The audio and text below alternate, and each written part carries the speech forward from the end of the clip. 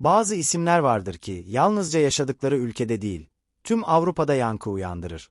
Yeraltı dünyasının karanlık dehlizlerinde kurduğu imparatorlukla adından söz ettiren biri.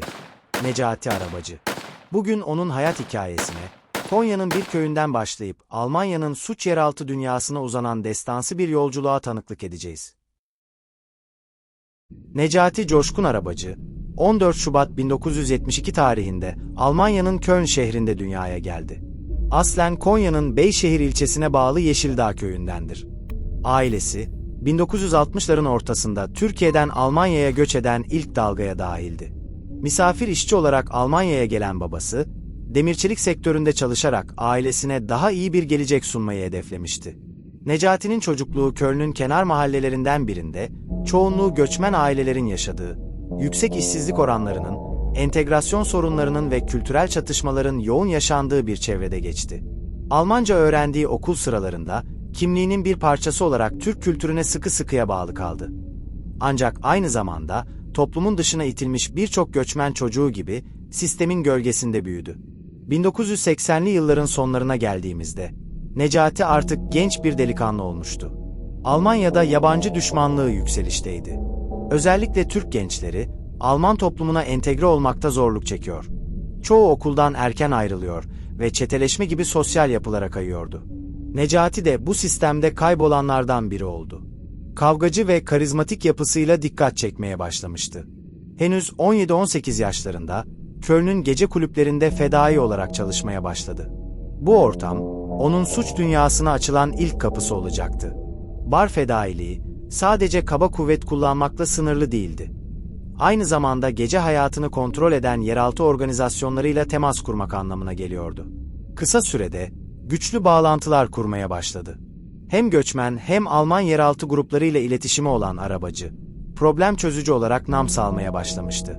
İnsanların ona başvurmasının nedeni yalnızca kas gücü değil, aynı zamanda hızlı karar verebilme ve stratejik düşünme yetisiydi.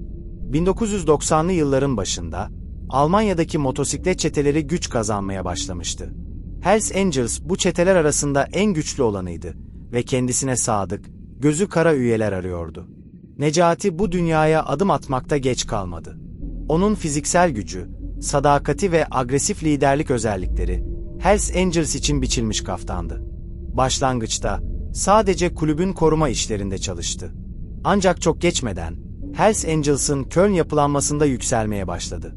Gece kulüpleri, barlar ve eğlence sektörünün kontrolünü ele geçirmesiyle beraber, fuhuş, uyuşturucu ve yasa dışı birçok faaliyetlerin merkezinde yer aldı.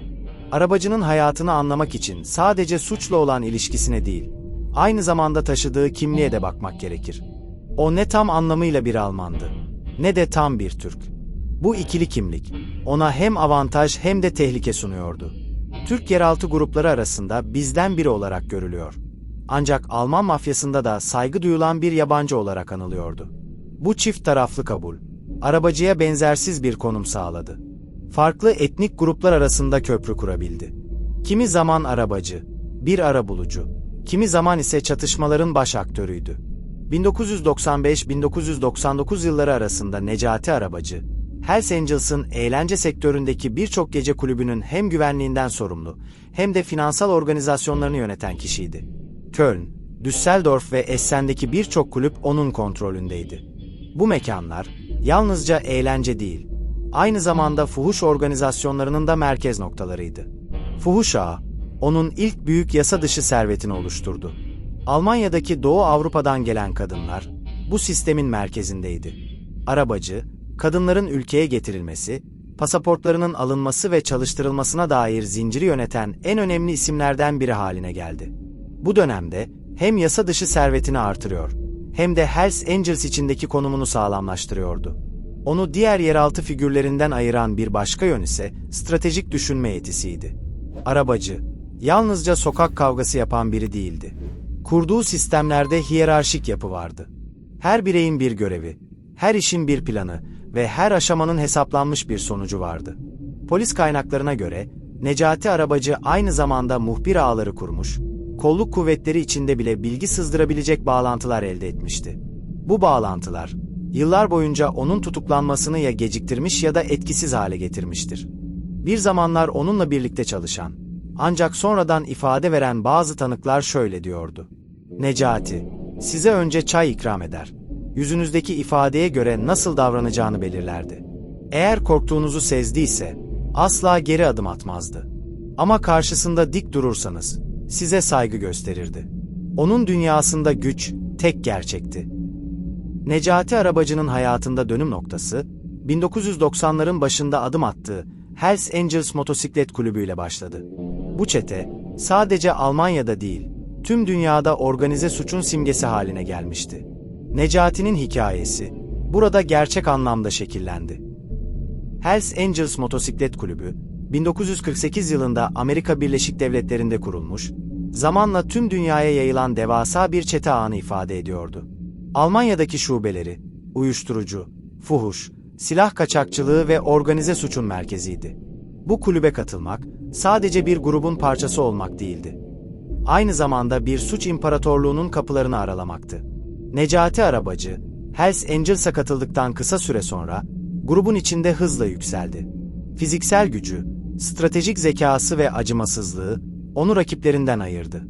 Özellikle 1995-2000 yılları arasında, Köln şubesinde önemli lider pozisyonlarına getirildi. Arabacı'nın yönetiminde, gece kulüpleri ve barlar suç işlerinin merkezine dönüştü. Özellikle fuhuş ağları, Doğu Avrupa'dan getirilen kadınlarla büyüdü. Kadınların çoğu, Almanya'ya geldiklerinde pasaportlarından mahrum bırakılıyor, borçlandırılıyor ve zorla çalıştırılıyordu. Uyuşturucu ticareti de bu ağın önemli bir parçasıydı. Kokain, eroin ve sentetik uyuşturucular, Almanya'daki gece kulüplerinde hızla yayılıyordu. Arabacı'nın rolü, bu ticaretin lojistiği ve korumasını sağlamaktı. Kara para aklama faaliyetleri ise oldukça karmaşıktı. Alınan gelirler, sahte şirketler, emlak yatırımları ve çeşitli finansal araçlarla yasal hale getiriliyordu. Bu da Arabacı'nın suç imparatorluğunu uzun yıllar ayakta tutmasını sağladı. Arabacı'nın yükselişi, aynı zamanda hukuk güçlerinin dikkatini çekti. Almanya'da özel polis birimleri, Hells Angels'ın faaliyetlerini yıllarca izledi. Ancak Arabacı, bilgi sızdıran muhbirler ve yolsuzluklar sayesinde çoğu zaman ceza almaktan kaçtı. 2002 yılında, uzun süren takipler sonucu, Arabacı ve örgütü çökertilmeye başladı. Almanya'da gerçekleştirilen büyük operasyonlarda, fuhuş, insan kaçakçılığı, gasp ve organize suçlardan tutuklamalar yaşandı. Ancak o dönemde Arabacı henüz yakalanamamıştı. 2004 yılında yakalanan Necati Arabacı, yargılamasında suçlarını itiraf etti. 9 yıl hapis cezası aldı. Bu dönem, onun hayatında farklı bir sayfa açtı. İtirafları, Almanya'da yeraltı dünyasının perde arkasını gözler önüne serdi. Ancak cezaevindeki hayatı da kolay geçmedi. Arabacı, kendisini tutuklayan savcıyı öldürtmek için kiralık katil tuttuğu iddialarıyla gündeme geldi. Bu durum, onu sadece bir suç lideri değil, aynı zamanda tehlikeli bir düşman olarak da gösterdi. Arabacı, sadece Almanya ile sınırlı kalmadı. Avrupa'nın farklı ülkelerinde faaliyetlerini genişletti. İspanya, Hollanda ve Belçika gibi ülkelerde de Hells Angels şubelerini etkisi altına aldı. 2015 yılında İspanyol yetkililer, Necati Arabacı hakkında Avrupa genelinde geçerli bir tutuklama emri çıkardı. Bu emir, onun uluslararası bir suç figürü olduğunu gösteriyordu. 2007'de cezasının bir kısmını çekip Türkiye'ye sınır dışı edilen Arabacı, burada da suç dünyasından kopmadı. Hells Angels MC Nomads Türkiye'nin başkanlığına getirildi ve Türkiye üzerinden Avrupa'daki suç ağlarını yönetmeye devam etti. İzmir başta olmak üzere çeşitli şehirlerde gece kulüpleri ve eğlence sektörünü kontrol etmeye çalıştı. Ancak Türk emniyet güçleriyle de karşı karşıya geldi. 2018'de tutuklandı. Ancak delil yetersizliği nedeniyle serbest bırakıldı. Necati Arabacı'nın liderlik tarzı, hem korku hem de saygıya dayanıyordu. Onunla çalışanlar, onun soğukkanlı, hesapçı ve gerektiğinde acımasız biri olduğunu söylüyor. Bir yandan aileye düşkün, arkadaşlarına sadık bir yanını gösterirken, diğer yandan düşmanlarına karşı acımasız bir yüzü vardı. Bu ikili doğa, onu yeraltı dünyasında hayatta kalmaya ve yükselmeye zorladı. Necati Arabacı, Türkiye'de medya tarafından sıkça gündeme getirildi. Onun hikayesi, suç dünyasının karanlık yüzünü ortaya çıkaran birçok habere konu oldu. Ancak, Arabacı'nın hem korkulan hem de merak edilen bir figür olması, kamuoyunda karmaşık tepkilere neden oldu. Bir yanda organize suçun sembolü, diğer yanda göçmen kimliği ve kendi dünyasında bir lider olarak görülmesi, onun yaşamını farklı boyutlarda incelemeye zorladı. Necati Arabacı'nın hayatı, sadece bir suç liderinin hikayesi değil, aynı zamanda göçmen kimliği, iki kültür arasında kalmış bir bireyin yaşadığı çatışmaların ve hayatta kalma mücadelesinin hikayesidir. Onun bıraktığı miras, Avrupa ve Türkiye yeraltı dünyasında hala etkisini sürdürüyor. Polis ve istihbarat birimleri, Arabacı sonrası dönemde benzer figürlerin ortaya çıkmasını engellemek için çalışmalarını yoğunlaştırdı.